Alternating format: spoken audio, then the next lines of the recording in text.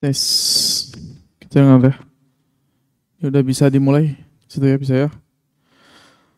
Baik, bismillah. Assalamualaikum warahmatullahi wabarakatuh. Innal hamdalillah nahmaduhu wa nasta'inuhu wa nastaghfiruh wa na'udzu billahi min shururi anfusina wa sayyiati a'malina. May yahdihillahu fala mudilla lahu wa may yudlilhu fala hadiya lahu. Asyhadu an la ilaha illallah wahdahu la syarika lah wa asyhadu anna Muhammadan abduhu wa rasuluh.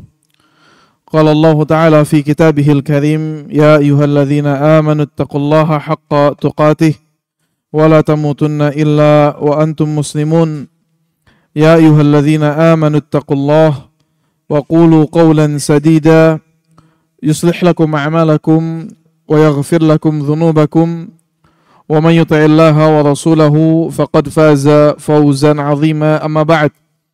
Fa inna asdaqal hadits kitabullah wa khairal hadi Muhammadin sallallahu alaihi wasallam wa syarrul umuri muhdatsatuha fa inna kulla muhdatsatin fid dini bid'ah wa kulla bid'atin dhalalah wa kulla dhalalatin fin nari, amma ba'd. Allahumma 'allimna bima yanfa'una wanfa'na bima 'allamtana wa zidna ilman ya alim. Para jamaah yang dirahmati Allah Subhanahu wa taala, ahlan sahlan, hayakumullah. Bagaimana kabarnya, sehat semua? Alhamdulillah.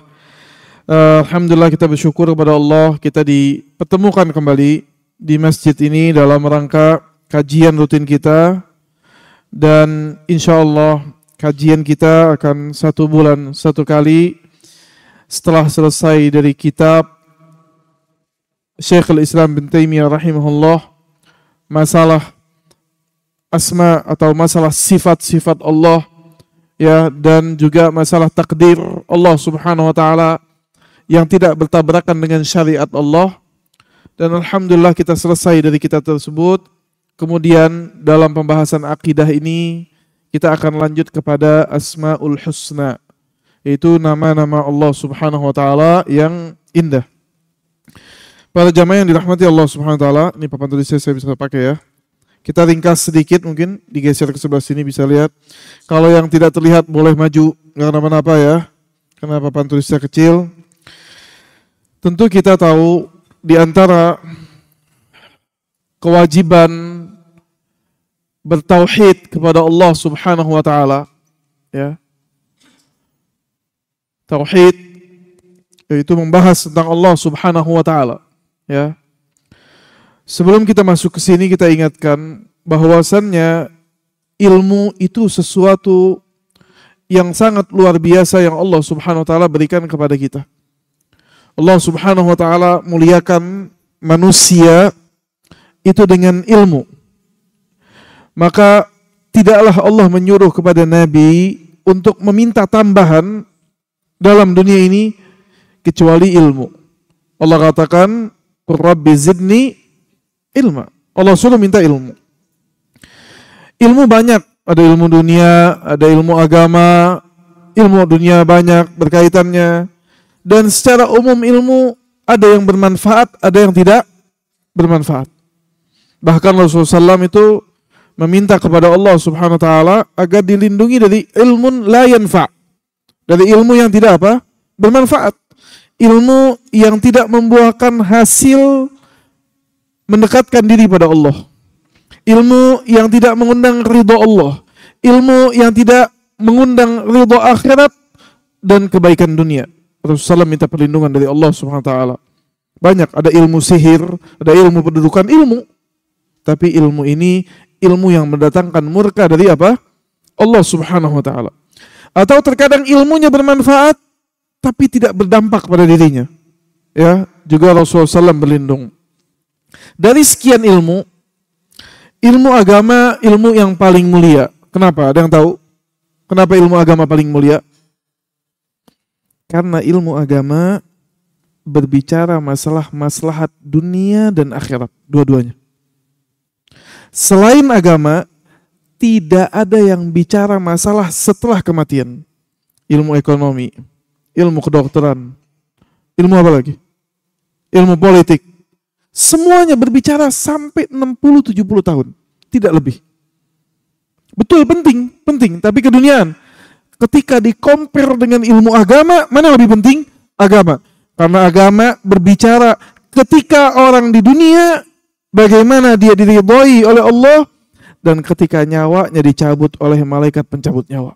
Kemana ruhnya akan berpindah? Kemana masirahu, tempat berjalan dia? Kemana tempat kembali dia? Perjalanannya panjang, mendapatkan ridho surga Allah atau neraka Allah. Ini cuma ilmu agama yang berbicara. Dari sekian ilmu agama, ada ilmu yang khusus berbicara masalah Allah. Ini ilmu tauhid. Ilmu apa? Tauhid. Ilmu agama semuanya tentang syariat Allah, tapi ada ilmu fikih berbicara masalah hukum, bagaimana hukum bermuamalah dalam keluarga, bagaimana berdagang, bagaimana bermuamalah dalam sosial, hukum ini dan itu. Tapi khusus ilmu tauhid, ilmu yang mulia. Makanya ayat-ayat Quran yang khusus membahas tauhid itu istimewa. Ayat yang paling istimewa dalam Al-Quran diantaranya ayat apa? Ayatul Kursi. Kenapa? Karena satu ayat semuanya berbicara tentang Allah. Apa ayatnya? Allahu la ilaha illa huwal hayyul qayyum. La ta'khudhuhu sinatu wala naum. Allahu la ilaha illa huwa hayyul qayyum. Allah itu yang tidak ada Tuhan yang berhak disembah, Dia Maha hidup. La ta'khudhuhu sinatu wala naum. Allah tidak mengambil lelah dan kantuk sama sekali. Terus dari awal ayat sampai akhir ayat berbicara tentang Allah. Surat yang paling utama, surat Ikhlas, surat apa? Qul huwallahu ahad. Kenapa surat Al-Ikhlas? Betul, karena isinya dari awal ayat sampai akhir ayat, awal surat sampai akhir surat cuma ngomongin tentang Allah SWT. Maka jadi utama surat tersebut. Maka di antara ilmu yang paling utama itu ilmu tauhid. Kemudian para ulama ketika membahas tauhid, akidah, ia membahas dalam bab akidah ada bab tauhid, mengesahkan Allah. Wajib seseorang mengesahkan Allah dari segala sudut pandang. Wajib Allah esa. Gak boleh seseorang menduakan Allah subhanahu wa ta'ala. Maka para ulama menjelaskan kita wajib mengesahkan Allah dalam masalah penciptaan. Siapa yang menciptakan? Allah subhanahu wa ta'ala. Siapa yang kasih rezeki? Allah subhanahu wa ta'ala. Siapa yang atur alam semesta? Allah subhanahu wa ta'ala. Para ulama meringkasnya ini tauhid rububiyah. Tauhid apa? Rububiyah. Orang sudah mengakui Allah Tuhannya, bersyahadat la ilaha illallah, tiada Tuhan yang berhak disembah kecuali Allah. Tapi dia datang ke dukun. Begitu butuh bantuan, kena musibah, pakai jimat. Kalau ditanya, siapa yang kasih rezeki? Allah. Siapa yang ciptakan? Allah. Sholat ke masjid, datang umrah ke Mekah, tapi bawa jimat. Apa disebut dia mengesahkan Allah? Kenapa? Ternyata dalam hal beribadah juga wajib mengesahkan apa? Allah. Namanya tauhid apa? Uluhiyah. Ternyata dari mentauhidkan Allah subhanahu wa ta'ala juga ada tauhid asma dan sifat. Tauhid apa? Asma dan sifat. Yaitu mengesahkan Allah dengan nama-nama dan sifat Allah subhanahu wa ta'ala. Allah subhanahu wa ta'ala ketika menurunkan wahyu kepada Rasulullah SAW, menurunkan Al-Quran, di dalam Al-Quran banyak sekali dan sering kali Allah mengenalkan tentang dirinya pada kita. Hampir setiap surat, seluruh surat, setiap ayat itu hampir kebanyakan ditutup dengan nama-nama Allah subhanahu wa ta'ala. Al-Aliyul Azim, Al-Azizul Hakim, ya, At-Tawwab, Al-Ghaffar, dan lain sebagainya. Allah Maha apa? Pengampun. Maka kata para ulama, begitu banyak ayat di dalam Al-Quran, Allah sebutkan nama-nama Allah. Allah mau kenalkan ini. Allah mau hamba-hambanya ini kenal kepada Allah Subhanahu wa ta'ala. Dan tidaklah Allah memperbanyak ayat mengenai sesuatu kecuali sesuatu itu perkara yang penting. Itu sudah sunnatullah. Ketika manusia butuh makanan, maka jumlah makanan baik dari hewani, baik dari nabati, Allah adakan di dunia banyak. Begitu kebutuhan manusia terhadap air lebih banyak daripada makanan, Allah jadikan air lebih banyak daripada apa? Makanan. Begitu kebutuhan manusia lebih banyak terhadap udara, Allah jadikan udaranya lebih banyak daripada apa? Airnya. Kalau itu di dunia, maka kata para ulama begitu juga di dalam perkara agama. Ketika Allah mengulang-ulang ayat, ketika Allah memberikan ayat tentang asma dan sifat Allah, maka kebutuhan manusia mengenal Allah itu besar. Insya Allah kita ke depannya akan membahas masalah Asmaul Husna. Kita mau bahas nama-nama Allah Subhanahu wa ta'ala. Kita mau bahas apa yang Allah jelaskan tentang nama-namanya, apa yang Allah kenalkan tentang nama-namanya yang dijelaskan oleh para ulama. Dalam muqaddimah ini, dalam pertemuan pertama ini kita ingin tahu apa faidah tahu kenal nama-nama Allah Subhanahu wa ta'ala. Yang pertama, para ikhwah silakan catat, yang bawa handphone dibuka handphonenya, buka notnya, catat. Sekali-sekali handphonenya dipakai buat ketaatan, ya. Yang pertama, mengenal asma dan sifat Allah, Asmaul Husna, min mujibati khaufillahi wa bu'di an ma'asih.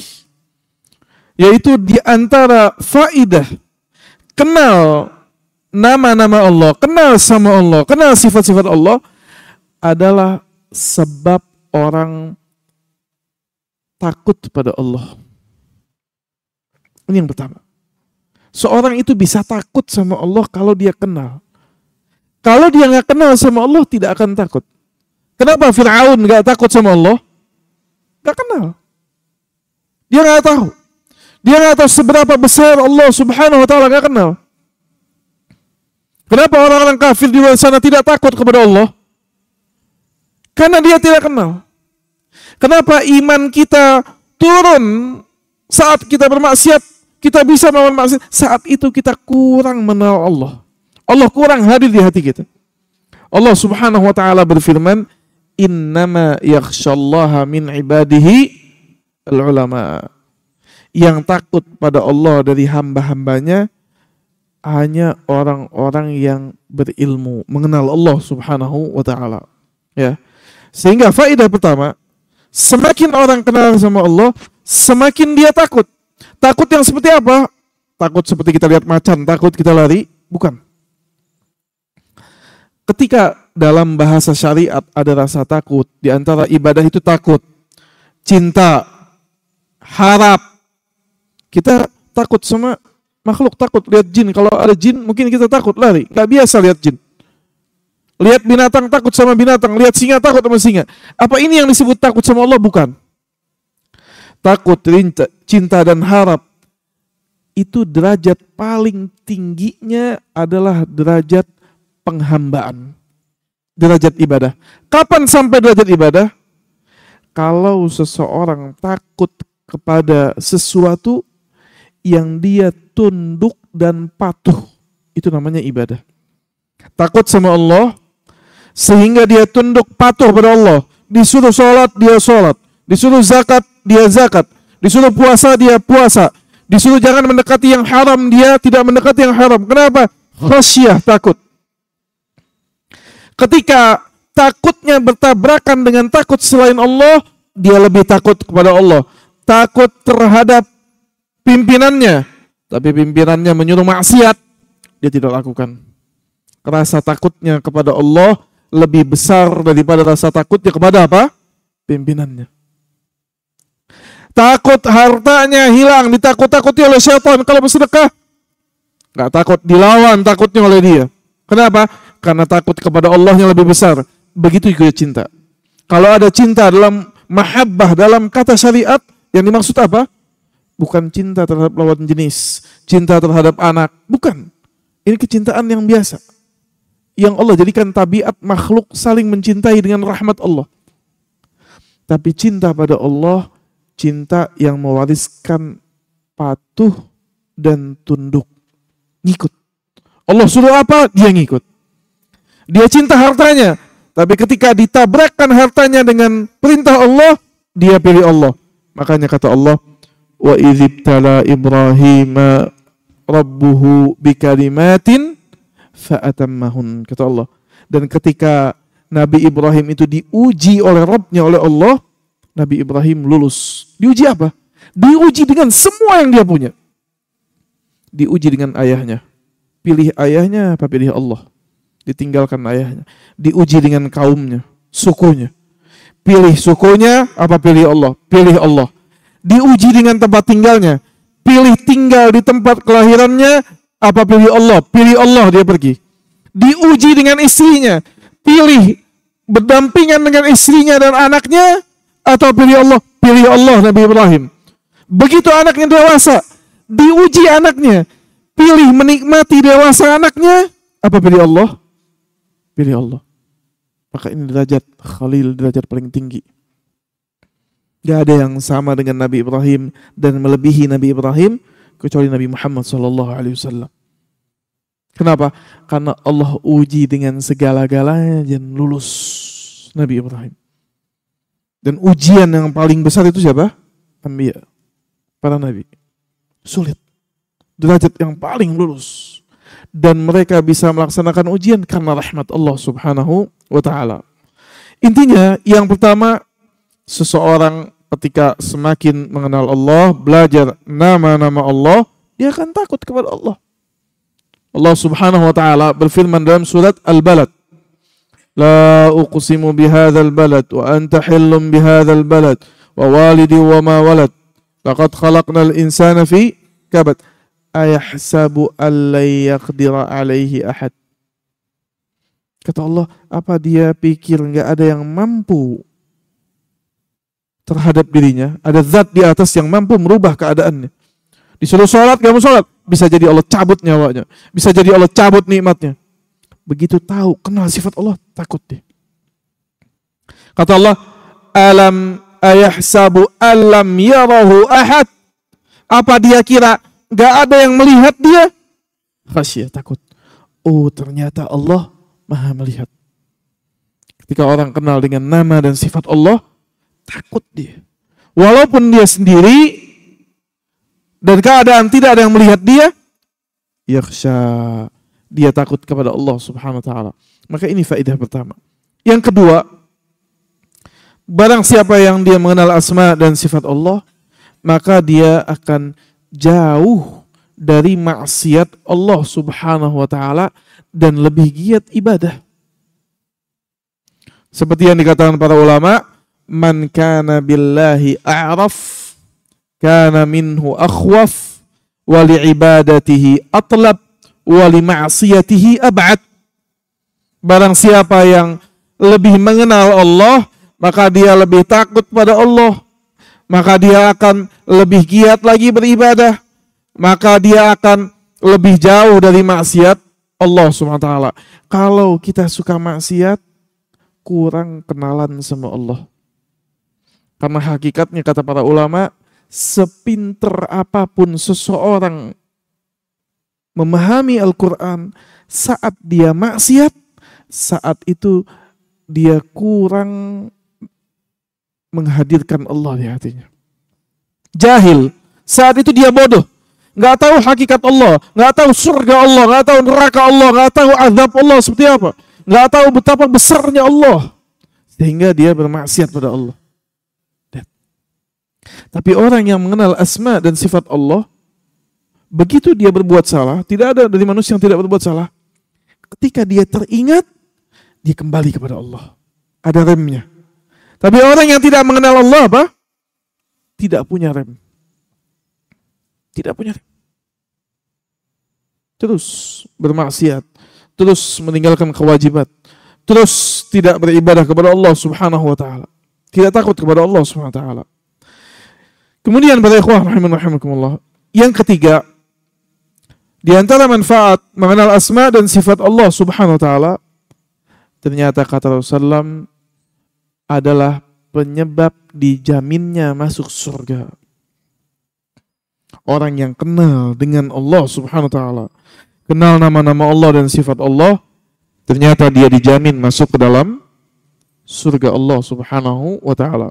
Rasulullah sallallahu alaihi wasallam bersabda dalam sebuah hadis yang diriwayatkan oleh Abu Hurairah radhiyallahu taala anhu, Rasulullah bersabda, diriwayatkan oleh Imam Bukhari dan Imam Muslim, nomor 2736 hadisnya dalam Bukhari dan 267 dalam Imam Muslim, inna lillahi tis'atan wa tis'ina asman mi'atan illa wahida. Sesungguhnya Allah memiliki 99 nama, 100 kurang 1. Man ahsaha dakhalal jannah. Barang siapa yang bisa yuhsiha, menghitungnya, maka dia masuk ke dalam apa? Surga. Para ulama menjelaskan tentang hadis ini, bahwasannya ada jaminan bagi orang yang mengenal 99 nama Allah, dijamin masuk surga. Pertanyaannya, apakah nama Allah cuma 99? Nah, apa nama Allah cuma 99? Lah, lebih. Kalau kita urutkan dalam Al-Quran, kata para ulama lebih dari 99. Yang dimaksud dalam hadis ini, Nabi tidak bilang Allah cuma punya nama 99, tapi dari sekian nama Allah, barang siapa yang mengenal 99 nama dari nama-nama Allah, maka dia masuk ke dalam apa? Surga. Di antara dalilnya menunjukkan nama Allah itu lebih dari 99, doa Nabi SAW. Nabi SAW mengatakan, Allahumma inni abduka, ibnu abdika, ibnu amatika, nasiyati biyadik, madin fiya hukmuk, adlun fiya qada'uk, as'aluka bikulli ismin huwalak. Kata Nabi, Allahumma inni abduka, ya Allah, aku adalah hambamu. Dan ini doa sangat baik ketika seorang sedang sedih. Ketika dia sedang gundah hatinya, Nabi SAW doain, Ibnu abdika, ya Allah, saya ini hambamu, anak dari hambamu, dari budakmu, dari ciptaanmu, makhlukmu. Ibnu amatik, anak perempuan dari hamba perempuanmu. Nasiyati biyadik, ubun-ubunku ada di tanganmu. Madin fiya hukmuk, berlaku terhadapku hukummu, keputusanmu, takdirmu.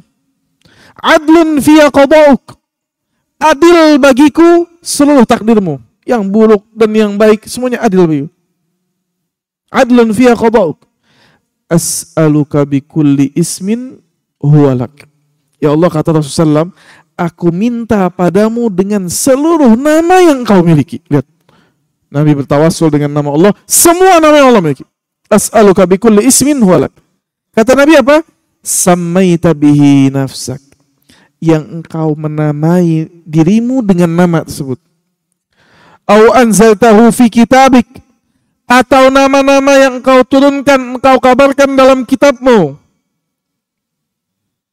Au 'allamtahu ahadan min khalqik, atau nama-nama yang engkau ajarkan ke salah satu hambamu, Nabi Adam, kepada anbiya yang lain. Allah ajarkan, Allah punya nama-nama.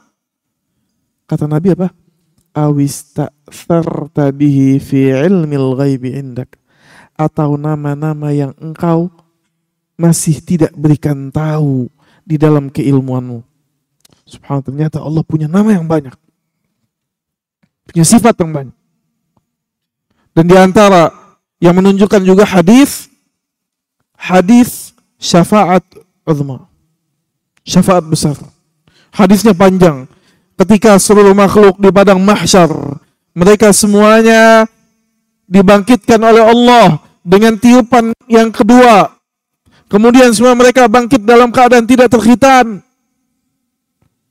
Yakin atau tidak yakin di dunianya, datang pasti yaumul qiyamah, dan pasti setiap kali kita seperti itu. kemudian masing-masing dari kita teringat akan amalannya di dunia, masing-masing takut terhadap amalannya. Semuanya masing-masing dalam harap dan cemas, bingung kemana mereka, mana masirau. Allah belum memulai hisab, Allah belum memberikan orang yang masuk surga kepada surga, yang neraka masuk neraka. Semua makhluk bingung, kebingungan. Matahari didekatkan, bala ujian yang luar biasa. Sebagian para ulama menyatakan 1000 tahun didiamkan di mahsyar. Subhanallah. Keliling manusia datang ke Nabi Adam, ke Nabi Nuh, minta agar mereka berdoa kepada Allah agar Allah sudi memulai hisab. Keadaannya lelah. Subhanallah. Ternyata Nabi Adam menolak, gak bisa. Kata Nabi Adam, datang ke Nuh, Nabi Nuh tolak. Datang ke Nabi Ibrahim, Nabi Ibrahim tolak. Datang ke Musa, Nabi Musa tolak. Datang ke Nabi Isa, Nabi Isa tolak. Begitu datang ke Nabi Muhammad, ana laha, kata Rasulullah, saya orangnya. Kata Nabi apa? Saya orangnya. Nabi didatangi bukan cuma sama umatnya, sama seluruh dunia. Dari zaman Nabi Adam sampai yang terakhir yaumul qiyamah. Makanya disebut syafaatnya syafaat uzma. Syafaat paling besar. Dan berkali-kali Allah berikan kesempatan Nabi memberikan syafaat. Apa maksud syafaat? Apakah Nabi milih orang yang ini masuk surga, ini masuk neraka, terserah Nabi? Bukan. Kata para ulama, yang memberikan syafaat orang yang dimuliakan, para anbiya, para rasulin. Yang dapat syafaat harus orang yang bertauhid. Kalau nggak bertauhid, nggak bisa Nabi selamatkan. Contohnya siapa? Pamannya langsung Abu Jahal, Abu Lahab, Abu Talib. Pamannya langsung siapa? Abu Talib. Rasulullah mau selamatkan, nggak bisa. Contohnya siapa? Nabi Ibrahim, ayahnya kafir. Contohnya siapa? Nabi Nuh, anaknya apa? Kafir, nggak bisa diselamatkan. Lalu apa jenis syafaatnya? Syafaat uzma adalah syafaat Nabi minta pada Allah agar Allah sudi memulai hisab dan memasukkan ahli surga ke surga. Lelah ahli surga. Maka saat itu dalam hadis yang panjang sebutkan apa? Nabi naik datang kepada Allah, kemudian dia sujud, kemudian Allah ilhamkan saat itu, kata Rasulullah SAW, puji-pujian yang belum pernah diajarkan kepadaku sebelumnya di dunia. Subhanallah, menunjukkan puji-pujian dan nama-nama Allah begitu banyak. Sehingga para ulama mengatakan apa? Hadis ini menunjukkan bukan berarti nama-nama Allah cuma 99, tapi siapa yang mengenal 99 nama Allah dari sekian banyak nama Allah masuk di dalam surga. Apa yang dimaksud dengan menghitungnya? Apa dihitung, dihafalin doang? Begitu? Lah. Seperti mana ahlu Quran disebut ahlu Quran, maka orang yang ma'rifah, arif bi asma'illah, mengetahui nama-nama Allah, dia harus pertama memahaminya. Kata Syekh Abdul Razak, bagaimana kita beribadah bisa memahami nama-nama Allah, yaitu dengan 3 tahapan. Tahapan yang pertama adalah apa? Memahaminya.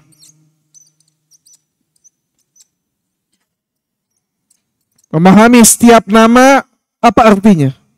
Apa maksudnya? Apa maksud dari nama Allah Ar-Rahman? Apa bedanya Ar-Rahim? Apa bedanya Latif? Kenapa dalam ayat Allah sebut Ar-Rahman Ar-Rahim? Dalam ayat lain Allah sebut Aziz, Al-Hakim. Dalam ayat lain Allah sebut namanya yang lain. Kenapa enggak semuanya sama? Karena kata para ulama, setiap nama memiliki kecocokan dengan konteks ayat. Setiap nama memiliki sifat yang cocok dengan apa? Masalah tertentu. Sehingga poin yang pertama, tahapan pertama adalah memahaminya. Yang kedua apa? Mengimaninya.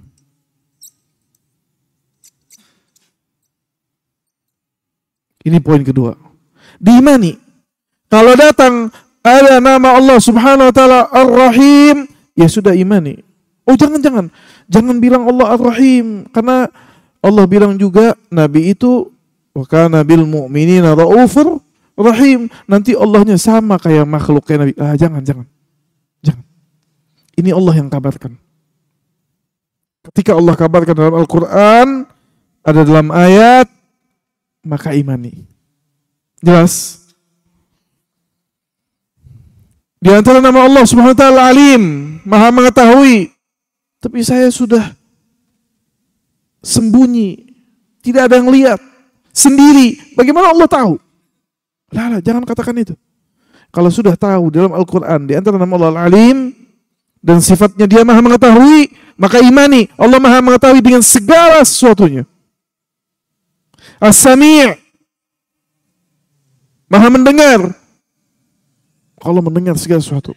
Yang ketiga, al-iqraru bihi, ya, mengikrarkannya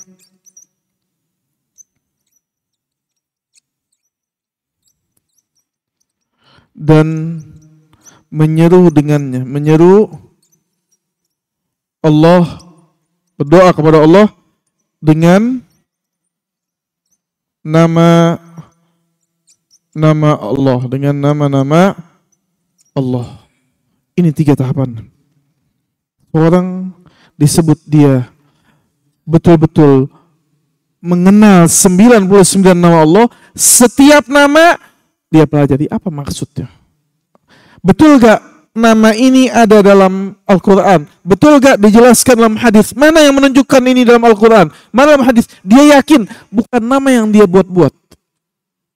Kemudian dia imani. Apa konsep keimanannya? Begitu sulit rezeki, gak putus asa. Itu konsep keimanannya. Kalau ada orang bunuh diri, orang muslim bunuh diri, dia tidak beriman kepada Allah, masalah rezeki dia bunuh diri, bahwasanya Allah Ar-Razzaq, dia gak beriman. Gak dapat rezeki, sudah stres, gak mau ibadah. Ini beriman ke Allah Ar-Razzaq? Gak beriman. Saat disuruh tinggalkan riba, takut. Kalau saya tinggalkan riba, maka saya tidak bisa hidup, gak dapat rezeki. Mana imannya kepada Ar-Razzaq? Ini Ar-Razzaq yang kasih dia rezeki. Maka dia harus beriman terhadap apa? Ar-Razzaq. Ya. Baru dia dikatakan dia mengimani 99 nama. Kemudian dia beribadah mengikrarkan nama tersebut. Ini kata para ulama makna hadis, orang yang mengenal 99 nama Allah yang dengannya dia dijamin masuk surga. Jadi bukan cuma dihafal, dilantunkan, dilagukan. Ya boleh. Boleh dalam artian bukan di musik ya. Dihafalkan, dilahankan, dinadakan secara umum tanpa musik. Boleh saja. Diajarkan kepada anak-anak. Tapi yang dimaksud mengenal nama-nama Allah, dia mengenal apa maknanya. Apa penerapannya dalam kehidupan dia. Bagaimana dia menyeru Allah Subhanahu wa taala dengan nama-nama tersebut. Ya. Kemudian di antara faedah keutamaan mengenal asma dan sifat Allah yang kita akan pelajari ini insyaallah jika Allah panjangkan umur kita adalah sebab mendapatkan kecintaan Allah. Orang yang kenal nama-nama Allah itu dapat kecintaan Allah. Mana dalilnya? Dalilnya ada sebuah hadis yang diriwayatkan oleh Imam Bukhari dari Aisyah radhiyallahu taala anha tentang sahabat yang kita dengar kisahnya, banyak kita dengar. Apa kata Aisyah radhiyallahu taala anha? Qalat inna an-nabiyya sallallahu alaihi wasallam ba'atha rajulan ala sariyatin. Pernah satu hari Nabi mengutus satu rombongan untuk apa? Diutus berdakwah atau diutus mereka apa? Memerangi orang yang menolak keimanan kepada Allah. Kalau Nabi nggak ikut namanya sariyah. Kalau Nabinya ikut namanya ghazwah dalam bahasa Arab. Kalau sariyah itu Nabi nggak ikut. Nabi kirim orang, kirim kelompok, dijadikan di salah satu mereka pemimpinnya. Dan kalau dijadikan pemimpinnya, imam selama sholat dan pemimpinnya itu adalah pemimpin rombongan tersebut. Maka kata Aisyah radhiyallahu ta'ala anha, wa kana la yaqra'u bi ashabihi fi salatihim ta'ni bi khatmi illa bi qul huwallahu ahad. Uniknya sahabat tadi yang ditunjuk jadi pemimpin, setiap kali mimpin sholat dalam perjalanan, tidaklah ia menutup bacaan sholatnya, sholat setelah Al-Fatihah membaca ayat yang lain, surat yang lain, atau dia membaca apa? Al-Ikhlas. Ya. Illa biqul huwallahu ahad. Falamma raja'u dzakaru dzalika li Rasulillah sallallahu. Ketika mereka pulang, mereka bingung, dan ini dalil bahwasannya ibadah itu kalau enggak datang dari Nabi, sahabat ada penolakan. Walaupun ini pemimpin mereka yang ikut karena Nabi sudah taat. Begitu pulang, mereka enggak pernah menyaksikan Nabi seperti ini. Maka mereka keluhkan kepada Nabi. Ketika mereka ceritakan kepada Nabi, kata Nabi, saluh, tanya dia. Li ayyi syai'in yasna'u dzalik. Kenapa dia melakukan hal itu? Karena boleh-boleh aja secara umum, tapi kenapa dia khususkan setiap kali apa? Salat dia baca apa? Dia tutup bacaannya dan bacaan yang lain dengan apa? Surat Al-Ikhlas. Ketika ditanyakan kepadanya, faqala li annaha sifatur rahman wa ana uhibbu an aqra'aha. Karena itu adalah surat yang isinya menjelaskan sifat Ar-Rahman. Dia kenal dengan Allah. Dan saya suka baca itu. Suka. Karena isinya sifat Allah. Maka begitu dia menjawab itu dan disampaikan jawabannya kepada Nabi, kata Nabi, akhbiruh, kabarkan pada dia bahwasannya Allah pun cinta kepada dia. Kabarkan kepada dia bahwasannya Allah mewajibkan surga bagi dia. Allahu Akbar. Lihat. Subhanallah. Padahal kurang lebih sama kita. Kita juga kalau sholat bacanya apa? Al-Ikhlas juga setiap sholat. Bedanya apa? Bedanya kita supaya cepat. Bedanya sama kita apa? Rata-rata juga di sini bacanya Al-Ikhlas tuh, sunnah Al-Ikhlas terus setiap hari. Bedanya memang nggak hafal yang lain, hafalnya cuma itu doang. Jadi Al-Ikhlas doang baca. Tapi lihat apa yang membedakan. Walaupun ini keutamaan hafal Al-Ikhlas bagus, tapi apa yang membedakan antara orang membacanya, memahaminya, dan mengenal sifat-sifat Allah dalamnya, sama orang yang baca biasa saja. Beda, dia nggak kenal. Ternyata amalan dia memasukkan dia ke dalam apa? Surga. Dan sahabat ini, dari sekian sahabat Nabi, tidak semua sahabat Nabi secara khusus individual, biasanya secara umum. Allah katakan khusus untuk sahabat, radhiyallahu anhum wa radu'an. Tapi ketika ada kabar khusus misalnya, seperti datang kepada istri Nabi Khadijah, ketika datang malaikat Jibril, kemudian Jibril bilang, sampaikan pada Khadijah, Allah titip salam pada Khadijah. Ini istimewa. Disebut langsung Khadijah secara khusus. Maka begitu juga sahabat ini. Ketika Allah kabarkan lewat Nabi bahwasannya Allah cinta sama dia. Bayangkan orang ini sudah dapat pengakuan Allah cinta sama dia, masih hidup di bumi. Kira-kira masuk mana nih orang? Surga. Dan memang Allah tidak akan salah. Tidak akan salah Allah memberikan label kepada hambanya secara individual. Allah ridho sama dia. Kecuali dia memang orang yang taat dan tidak akan kufur kepada Allah. Setelah itu betul dia memang tidak kufur. Kalau manusia yang memberikan bisa jadi setelah 2 jam, setelah sejam, setelah 3 hari, setelah setahun, bisa jadi melenceng orang ini. Oh sudah dijamin surga, sudah mau ngapain lagi? Ngapain sholat, ngapain zakat? Lah. Tapi Allah memang tidak akan salah. Karena Allah yang menciptakan. Ketika memberikan label Allah cinta kepada hamba tersebut, karena memang Allah tahu dari hamba tersebut kualitasnya. Yang ketiga. Atau yang keberapa? Bukan ketiga. Kelima. Atau keempat? Keempat. Yang keempat. Annal khata'a fi laisa ka'ayyi khata'in. Ketahuilah. Salah paham, salah mengamalkan nama dan sifat Allah itu bukan seperti salah dalam nama-nama makhluk lain, enggak. Kita kalau mau kenalan dengan orang, kita tanya namanya, kemudian kita salah nama, salah biasa. Tapi salah dalam nama dan sifat Allah ini fatal, bahaya. Karena nama dan sifat Allah itu nggak bisa dikarang.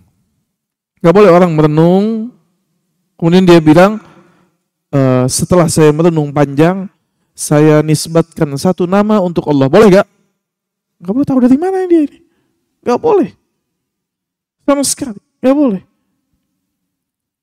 Dan kita tidak mungkin tahu nama dan sifat Allah kecuali dari Al-Quran dan Sunnah Nabi. Kenapa?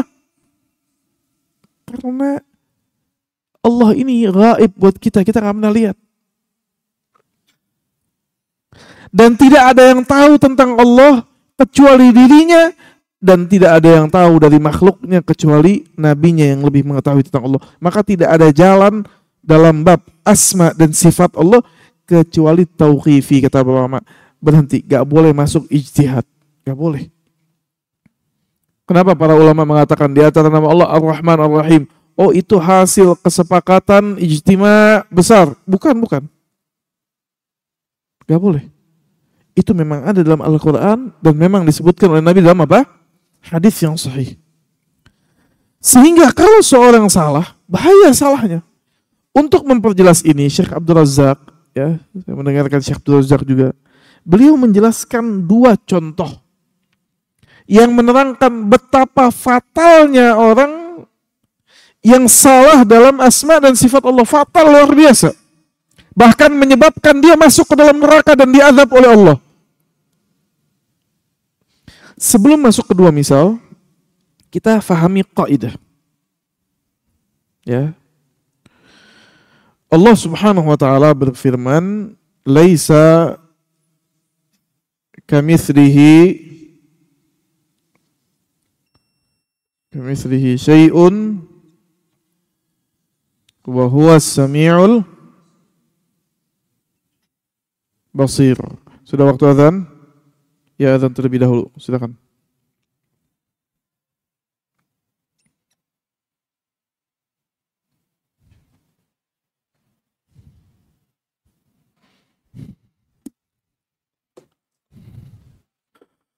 Allahu Akbar, Allahu Akbar, Allahu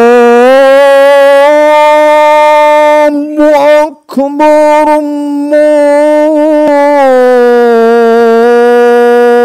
Allahu Akbar. Asyhadu an la ilaha illallah.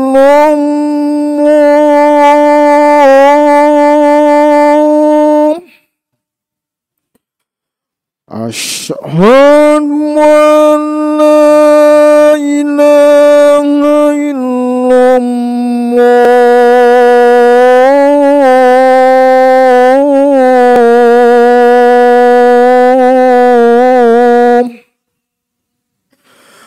Asyhadu anna Muhammadar Rasulullah.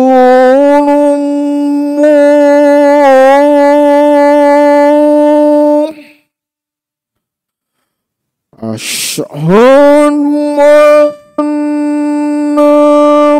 Muhammadar Rasulullah.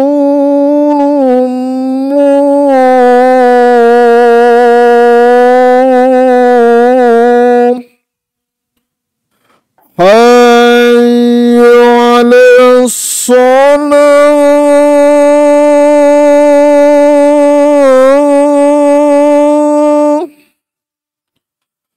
Hayya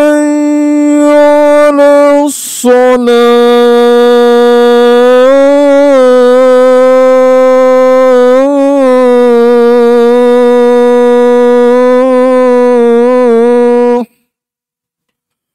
حي على الفلاح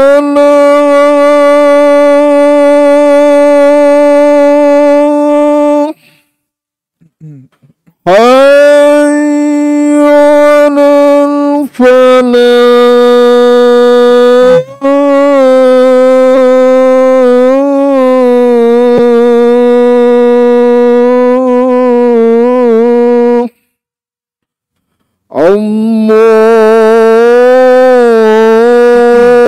الله أكبر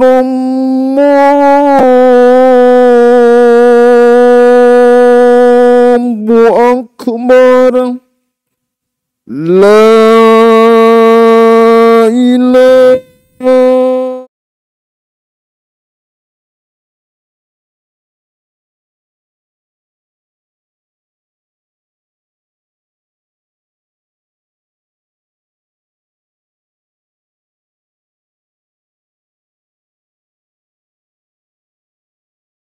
آتي محمد وسيلة الفضيلة وبعثه مقاما محمودا الذي وعدته إنك لا تخلف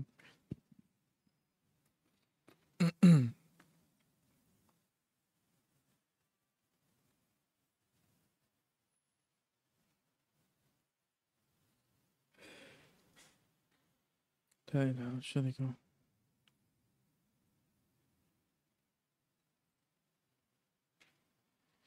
Taib, berjamaah yang dirahmati Allah Subhanahu wa taala. Tadi untuk memahami betapa dahsyatnya kesalahan ya seseorang yang salah dalam asma, nama-nama dan sifat Allah, ada dua permisalan. Namun perlu sedikit pendahuluan supaya faham permisalan ini. Kaidah terbesar dalam nama-nama dan sifat Allah, Allah katakan laisa kamitslihi syai'un wa huwas samiul basir. Kata Allah, tidak ada yang serupa dengan Allah, namun tetap Allah Maha mendengar dan Allah Maha melihat. Sehingga kata para ulama ada dua asas besar.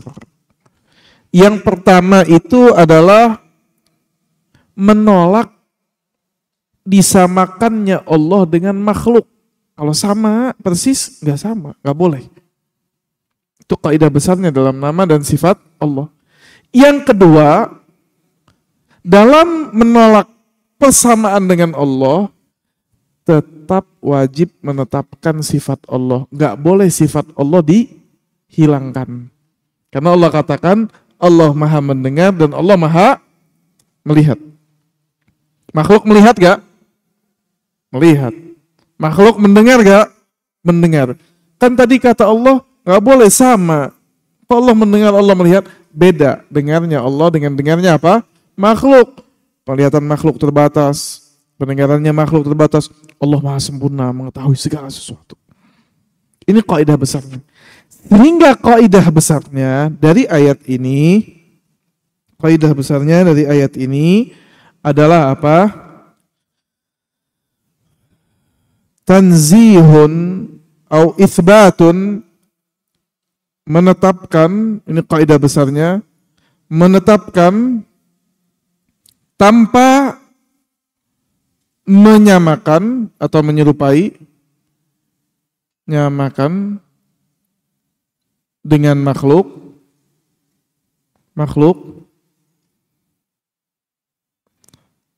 Kaidah keduanya menolak sifat yang buruk, menolak sifat-sifat penyataan ya, tanpa ya menghilangkan atau membatalkan nama dan sifat yang Allah kabarkan. Jadi kalau ada orang bilang Allah itu mendengar seperti makhluk, oh nggak bisa, nggak boleh, ditolak. Kalau begitu Allah tidak maha mendengar, oh tetap Allah maha apa? Mendengar. Menolak menyamakan Allah dengan makhluk, tapi tetap menetapkan apa yang Allah apa? Kabarkan. Itu kaidah besarnya. Kita lihat. Dalam nama dan sifat Allah selalu saja menyelewengnya itu dalam dua perkara ini. Kalau enggak dia menetapkan apa yang Allah tidak tetapkan dari sifat atau nama. Kalau enggak mereka menolak apa yang Allah tetapkan. Contoh pertama adalah bagaimana Allah menjelaskan orang-orang yang menetapkan sifat yang Allah tolak. Apa sifat yang Allah tolak contohnya? Allah memiliki keturunan. Allah memiliki anak. Dalam Al-Quran Allah banyak menyebutkan Allah tidak pantas disebutkan memiliki apa? Anak. Di antaranya adalah surat Al-Ikhlas. Allah katakan lam yalid walam yulad. Allah tidak dilahirkan atau tidak apa? Memiliki apa? Keturunan. Dalam Al-Quran Allah jelaskan bagaimana ada orang-orang yang kafir kepada Allah. Allah kafirkan di antaranya kenapa? Karena mereka menetapkan apa yang Allah tolak. Apa kata mereka dalam surat Maryam ayat 88? Buka handphonenya coba. Surat Maryam ayat 88. Lihat, betul gak? Benar gak nih Allah SWT jelaskan? Allah berfirman, wa qalu ittakhadhar rahmanu walada.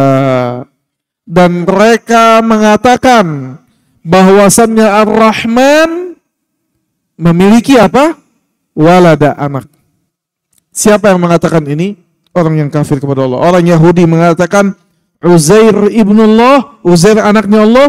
Orang Nasrani mengatakan Isa ibnullah, Isa anaknya Allah. Kata Allah, wa qalu ittakhadhar rahman walada. Mereka mengatakan Allah punya anak. Apa ayat 89 kata Allah? Laqad ji'tum syai'an idda. Kata Allah, sungguh kalian telah mendatangkan perkara idda. Idda ini dalam bahasa Arab itu perkara yang mewakilkan kalimat mungkar, keburukan yang besar. Buruk, kata Allah, perkataannya ini buruk. Jadi salah dalam asma sifat itu gak sembarangan. Kata Allah buruk luar biasa. Apa kata Allah di ayat 90? Takadus samawatu yatafattarna minhu wa tanshaqqul ardu wa takhirrul jibalu hadda. Kata Allah hampir-hampir saja. Lihat. Kalau Allah izinkan dampak azab dari perkataannya itu terlihat langsung di dunia, dampaknya itu apa kata Allah? Takadus samawat yatafattarna, hampir-hampir saja langit terbelah.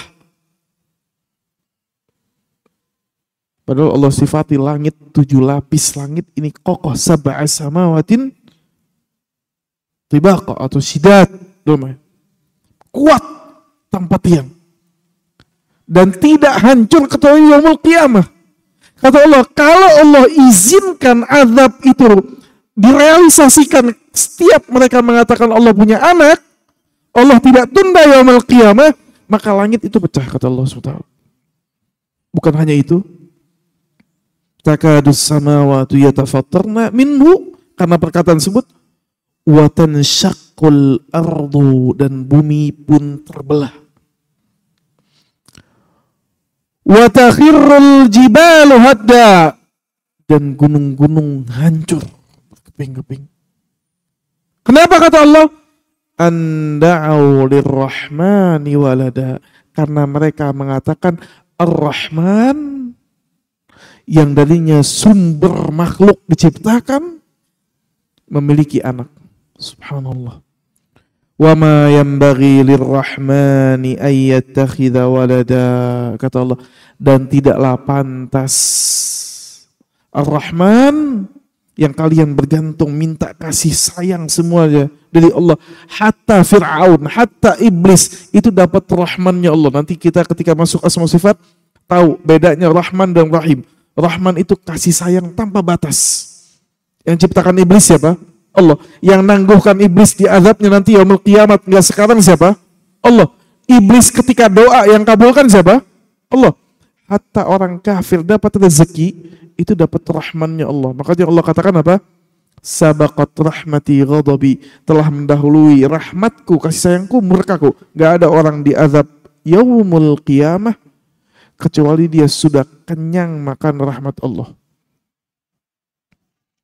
Ini contoh pertama. Apa contohnya? Ketika mereka menetapkan apa yang Allah tolak. Contoh kedua.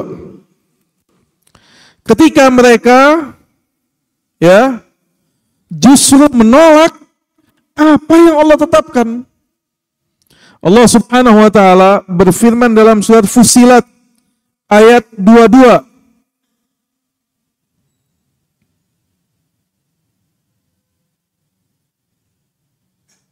Kata Allah, "Wa ma kuntum tastatiruna ay yashhada 'alaikum sam'ukum wala absarukum wala juludukum walakin dhanantum annallaha la ya'lamu katsiran mimma ta'malun." Allah ceritakan orang-orang yang tidak beriman kepada Allah, mereka meyakini, menyangka bahwasannya Allah tidak mengetahui dari banyak apa yang mereka kerjakan. Apa masalahnya di sini?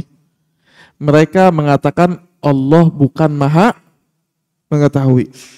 Allah nggak tahu semua yang kita kerjakan. Nggak semua yang kita kerjakan Allah tahu, kata mereka. Kata Allah apa? وَذَلِكُمْ ظَنُّكُمُ الَّذِي ظَنَنْتُمْ بِرَبِّكُمْ. Dan itulah keyakinan kalian yang kalian yakini terhadap Rabb kalian yang menciptakan kalian. Ardakum fa asbahtum minal khasirin. Karena keyakinan tersebut kalian direndahkan dan termasuk orang-orang yang merugi. Subhanallah. Fa iyasbiru fannaru mathwal lahum. Kata Allah, coba kalau mereka tahan karena keyakinannya itu, neraka itu akan jadi tempatnya mereka. Artinya mereka tidak akan sanggup menahan api neraka. Dalam ayat ini, kenapa mereka Allah masukkan ke neraka? Karena mereka salah memahami nama dan sifat Allah. Allah bilang Allah Al-Alim. Allah Maha mengetahui. Mereka tidak menolak sifat asalnya. Mereka katakan Allah Alim, tapi mereka bilang apa? Allah tidak tahu semuanya, tahu beberapa perkara saja. Enggak tahu semuanya. Tapi ternyata perkataan mereka dan keyakinan mereka memasukkan mereka ke dalam neraka Allah Subhanahu wa taala. Maka para hadirin yang dirahmati Allah Subhanahu wa taala, penting belajar nama-nama dan sifat Allah. Semakin seorang mengenal Allah, maka semakin dia takut kepada Allah, semakin dia beribadah kepada Allah, dan semakin dia jauh dari maksiat kepada Allah Subhanahu wa taala. Wallahu ta'ala, ini muqaddimah yang saya bisa berikan sampaikan, dan insyaallah di bulan yang akan datang jika Allah berikan kemudahan, kita akan mulai masuk ke nama-nama Allah Subhanahu wa taala yang Allah mudahkan untuk kita bahas dari ayat Al-Qur'an dan hadis Rasulullah sallallahu alaihi wasallam. Kita tutup dengan doa kafaratul majlis. Subhanakallahumma bihamdik asyhadu an la ilaha illa anta astaghfiruka wa atubu ilaik. Assalamualaikum warahmatullahi wabarakatuh. Allahu akbar, Allahu akbar.